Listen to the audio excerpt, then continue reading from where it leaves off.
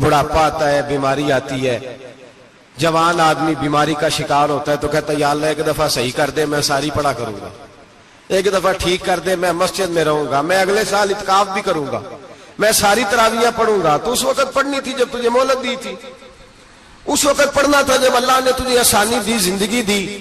अगला वक्त ये हाल एक का नहीं हुआ। नमरूद को देख ले, हजरत इब्राहिम अलैहिस्सलाम को कहता था मैं रब हूं, आपने फरमाया रब तो वो है जो जिंदा करता और मारता है।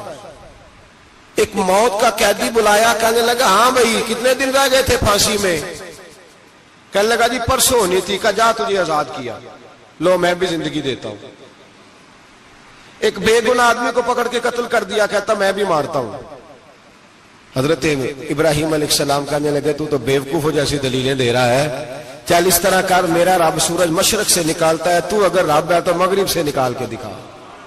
अब दलील का जवाब कोई नहीं था तो कहने लगा पकड़ो और आग में डाल दो। अल्लाह के नबी को आग में डालने वाला, यहां एक मच्छर बैठा है, 400 साल हुकूमत की और खुदाई का दावा किया। यहां मच्छर बैठा था, छींक आई तो मच्छर अंदर चला गया। पहले दरबार का अदब यह था कि जो आए सजदा करे। अब उसके सर पे कोई चीज मारता था तो उसे सुकून होता था, मच्छर थोड़ी देर के लिए उसका दिमाग छोड़ता था। ओ भाई, ये इस धरती पे अल्लाह ने लोगों को नजारे दिखाए और हमें समझाने के लिए दिखाए, हमें तफक्कुर की, गौर की दावत दी कि देख लेना, अपने अमल को परखना। तुम्हारे अमल हजरत मूसा के फरमाबरदारों जैसे हैं, जनाब इब्राहिम के फरमाबरदारों जैसे हैं, या बन के बैठ गए हो? अब दरबार का अदब यह है, बेबसी का ये हाल है कि जूते लटकते हैं दरबार में, जो आता है जूता खींचता है। और अदब यह है कि 10 जूते नमरूद के सर पे मारो, और 400 साल जूते लगते रहे। रोता था, जो आदमी आता था मिन्नतें करता था, कहता था कहीं से कोई दवाई मिल जाएगी। पागलों जैसी जिंदगी गुजारी, पागलों जैसी सख्त। वो तो हिसाब, वकूए कयामत तो हिसाब होगा ही। यहां लोग पागल होके मरते हैं, माज़अल्लाह, नफ्सियाती मरीज होके मरते हैं।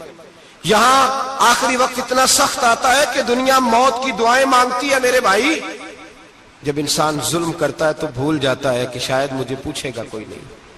जब वो ज्यादती करता है तो भूल जाता है। जब वो किसी का हक खाता है तो वो कहता है शायद इसका तो वारिस ही कोई नहीं जिसको मैं लूट रहा हूं।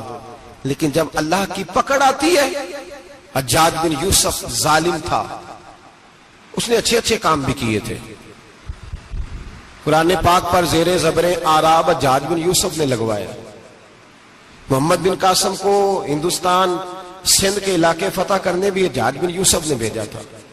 सारी खूबियां अपनी जगह पर, जालिम बहुत बड़ा था। किसी आदमी ने उसके सामने कोने की तरफ मुंह करके साथ वाले से बात कर ली तो कहने लगा मेरे खिलाफ किया, इसको ले जाओ, 2 टुकड़े करके वापस ले आओ। तूती बोलता है ना इक्तदार, जब किसी के हाथ इक्तदार होता है ना, वो चाहे एक घर का ही क्यों ना हो, वो 10 बंदे फैक्ट्री में काम करते हो और जो उनका मालिक होता है वो कहता मैं मालिक हूं, मुझे मानो। जब तू साहिब इक्तदार होता है ना, जब तू सुसर बन के बैठता है और किसी गरीब घर की बहू आती है 2-4, तो कहता मेरा इक्तदार होना चाहिए। जब मैं खांसने लगूं तो हर आदमी के हाथ में टिश्यू पेपर होना चाहिए। जब मैं बोलने लगूं तो बंधे हुए हाथों से हर आदमी जी जी करता हुआ खड़ा होना चाहिए। जिस आदमी का, और ये काम बहू भी करती है कई दफा, वो भी कहती है कि तुम्हें पता नहीं मैं कितना लंबा चौड़ा जहेज लेके आई हूं। जब मैं सोने के लिए अपने बेडरूम में जाऊं तो खबरदार, बूढ़े बाबे को इजाजत नहीं कि वो खांसे। अम्मा को चाहिए कि अगर उसको बड़ी सख्त प्यास भी लगी है तो मेरे सोते सोते बावर्ची खाने में बर्तन ना खटखटाए। जो जहां भी जिस स्टेज पे भी बैठता है वो कहता है कोई नहीं मुझे पूछने वाला, मैं मुतले को लेनान हूं। जवान बूढ़ों का मजाक उड़ाते हैं, समझते हैं शायद कभी बूढ़े ही नहीं होना, मजाक उड़ाते हैं। तंदुरुस्त लोग बीमारों का मजाक उड़ाते हैं, शायद कभी बीमार नहीं होना। हज्जाज बिन यूसुफ जालिम था, जुल्म करता था, ज्यादती करता था। हजरत सईद बिन जुबैर एक ताबी बुजुर्ग थे, इतने बड़े बुजुर्ग थे कि सारी रात नमाज पढ़ते थे, सारा साल रोजा रखते थे। एक दिन उन्होंने मिंबर पे बैठ के कहा कि हज्जाज जुल्म से बाज आ जाए वरना अल्लाह की लाठी बड़ी बेआवाज है। अल्लाह की लाठी, इसका क्या मतलब होता है? इसका मतलब है जब रब की लाठी चलती है तो उसकी आवाज जी उसका पहले कोई पैगाम, वो पहले ऐलान नहीं करता कि तगड़े हो जाओ, लाठी चलने लगी है। लाठी चलती है पर उसकी आवाज, समझ आ रही है मेरी बात की?